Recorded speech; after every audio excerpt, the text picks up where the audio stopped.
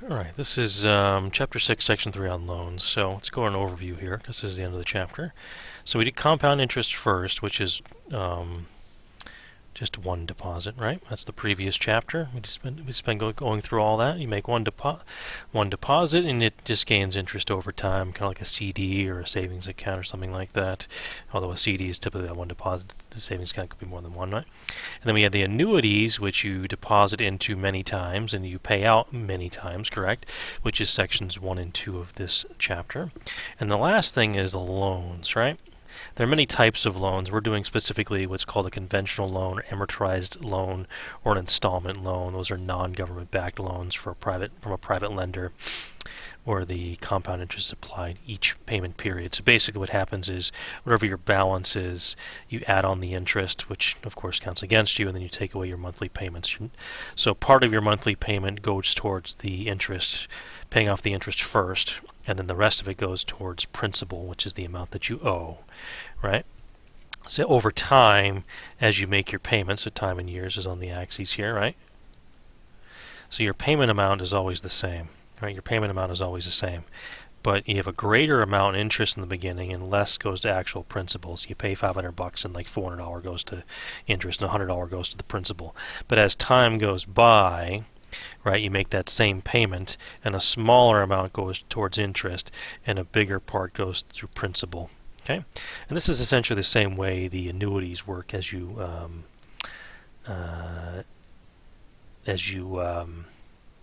pay them out. You know what I'm saying? So a payout annuity, right? So an installment loan and a payout annuity is essentially the same. It's just a matter of who's getting the money. The bank is getting the money, or you getting the money. So in the payout annuity, same thing. You get less interest so as time goes on in your payout annuity, you're going to get less and less interest because there's less money in the account. You know what I'm saying, for you to gain interest on, right? This does not apply to payday loans, add-on loans, or other weird loans that are out there. You know what I'm saying? This is something like an auto loan or a home mortgage. There's various kinds. So each month the payment is the same, right? We talked about that. The balance decreases more as the payments go towards the principal and less goes towards the interest. Over time, your payments count more, right? Because the balance is very high, right? So your balance is doing this, right? It's just going down, then you know what I'm saying?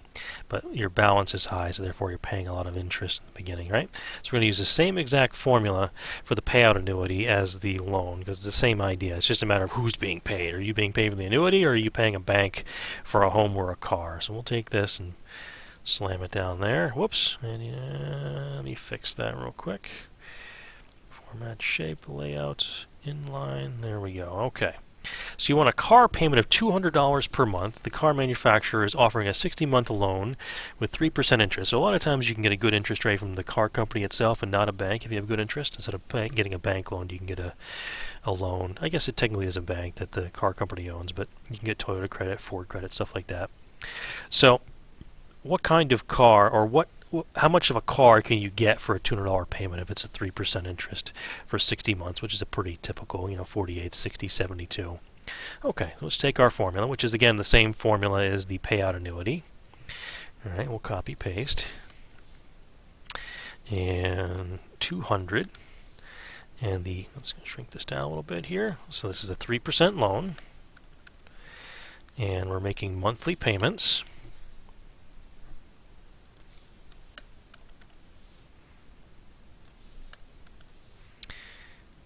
Alright, this is negative exponent, we're going down, right? And we're doing 60 months. Ooh, I can't put 60 here, that would be wrong, because these formulas work in years, don't they? So I'm going to go down to here and do a little math that we did in a prior section, right? 60 months, right? And do a little math here. So times, alright, oh, no, I'm sorry, that's a space. Times goes here, right? Oh, come on, put the times in there. And do a ratio, right? It's 1 year is 12 months, right? Okay, so 60 divided by 12 would be 5, so that's 5 years because the months cancel. So I actually want to put a 5 here, don't I? Correct? Okay, so that never works out nicely, so we'll put the approximation there. There's some rounding involved, obviously, but we'll go for that. Okay, so we'll go to our spreadsheet now, so I'm going to copy that, go to our spreadsheet. make a third tab, so we'll rename this 6-3, and we'll paste that in there. Okay, so P0, or just P, right? Whoops, capital P. That's the original amount of the, you can shift this to the right too if you want. That's the original price of the car, right? Or initial principal on the vehicle that you're purchasing. All right, so we have the 200 in that box, right? 200 is our payment. And then this box we have 1 minus 1 plus 0.03 divided by 12. Yes, close paren, to the power of negative 12 times 5. Okay, so there's that one. And then down here we'll put the 0.03 divided by 12. Okay, so we'll copy this, put that there. So this equals the numerator times the numerator divided by the denominator. So we get that there. We can make this a little bit bigger so we get some more decimals. Not that they're going to matter all that much, because we'll just round down anyways. That's what the bank would do. Okay, so was it 11,130? I'll check in a second. 4715 ... Double check. 130, 4715. Yes, it is. Okay, so that is the amount we can get for a car, which is the original principal, right? Okay, so here's the thing, though. So the car, we're going to make $200 payments, right? And we're going to do that 60 times, correct? Oops, come on. 60 times, 60 payments, right? So we're going to end up paying $12,000 for the car, right? But wait a minute, the original car only cost this much. Well, yeah, with interest, it's going to cost more than the principal, right? You go buy a $30,000 car, you're not paying $30,000 unless you have cash in your pocket, right? You get a loan, it's going to cost you more than $30,000, right? With interest every month. So the interest is equal to what I just, so the $12,000, we'll copy that, right? $12,000, copy, 0.00, minus this amount, correct? Although we got to round it to the penny here, right? So you got to get rid of those. And format color blue. Oh, actually, I can do this orange, can't I? Okay, so if I subtract those two, actually the math's not that bad, because I just have to do, I'm used to doing the spreadsheet, 869, so 12. All right, so interest equals 12,000 minus that, 869.52, so we're going to round up to 53, okay. So 869.53, because we round up a penny here to 47, right? Because of round down here, essentially, right? Okay, so we're going to buy a car for this much and pay this much interest, right? Because the car is going to cost us $12,000 in actual payments, you know what I'm saying? Because the amount you paid in payments is not going to be the same as the actual price of the car. It's going to be more because of interest, right? Okay, let's say we do the flip, right? Let's say we talk about the next page here. You want to purchase a $140,000 home, which is not really reasonable nowadays. That's like the down payment. And you want a 30-year mortgage, which is pretty typical, with a 6% interest, which is very high. Determine the monthly payment. So we want to go the other way. We want to know the payment. So I'm going to copy our formula, right? So copy our formula. Paste it there. Let's erase everything, right? Get rid of everything here. So we want to know the payment the other way around, right? So again, we'll do a little multiplication trick, right? Times, and we'll put this one up here, and this one down here, and then we'll flip this over to there, right? So now our new formula is payment equals, right? Because all this is going to go away over here except payment because the copy dot flip. And then this is what we're going to get over here, right? And I like to put the payment, the principal first myself. It just makes it easier to put it in the spreadsheet, to be honest, and to type it. That's your preference, though. Okay, so again, go to our thing here. We want to buy a $140,000 house, which is not really reasonable nowadays, but we're going to go with it, right? Because that replaces the P0, correct? Right, so P0 is under 40,000.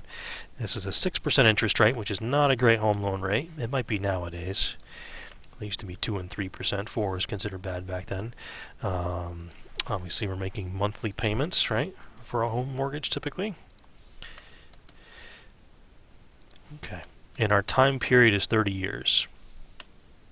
Okay, 30 years is a pretty typical mortgage. You can get 10, 20, 15 also, but 30 years the common one. Okay, and this never works out nicely, so we'll approximate in a dollar amount. Okay, and the things we're going to want to know after are the total paid, right? And we're also going to want to know the total interest. Okay, because if you think about this, we're buying a house for $140,000, but because we're paying interest, it's going to cost more than $140,000, right? Which is some interest on top of that. Okay, so let's take this and copy it to our spreadsheet here, and we'll go down. We can shrink it down a little bit just to get it out of our way. Okay, so let's put payment here. I guess that's good. Alright, we'll shift that to the right. Okay, so here we'll go with $140,000. Is that correct number is 0? I think I double checked that. I messed it up before, didn't I? 0.06 divided by 12.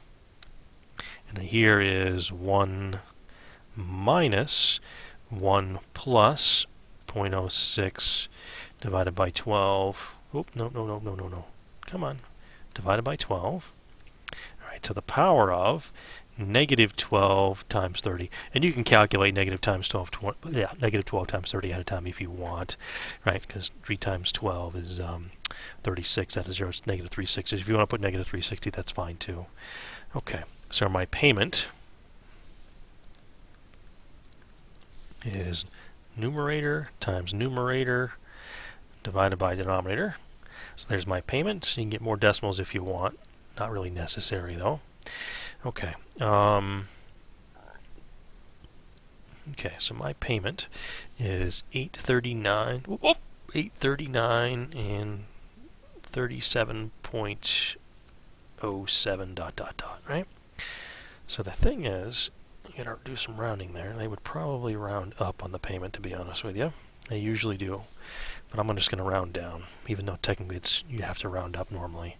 So the total paid is that every month, right? And I'm paying 12 times a year, and I'm paying for 30 years, correct?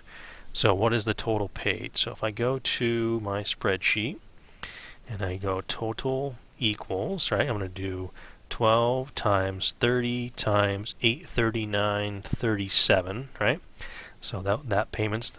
So we're going to make that even bigger, right? Oh, I guess it isn't. Okay, I guess it's good as we need. It's about 300,000. Okay, so we're going to pay 302,000 and change for this house. I bought a $140,000 house, and I paid over $300,000 in the end for that house. And that's pretty typical. If you pay the entire mortgage and you don't make any extra payments or upfront or anything else, right? Because you can pay extra principal every month, you're going to pay way more for that house. So it actually behooves you not to make extra payments to get that done. Because you can actually turn a 30-year mortgage into a 15 if you make extra payments here or there. All right, so the interest is that amount. So I'm going to take this amount, right, and subtract what I paid for it, which is the 140,000, right? Okay, so essentially that's interest, right? So let's get rid of this to blue, format, color, blue. So that's actually easy. That's 162,000 and change, right? 173.20. All right, that's actually easy math. All right, so essentially, I'm going to make this payment every month, right? Which turns out to be this amount of money, which is more than I actually bought the house for, because there's interest. So I end up paying, if I do the difference, this much in interest. The interest is actually more than the actual house, which is actually what you should expect to happen unless you do the smart thing, which is make an extra payment per year on your house, essentially. Okay.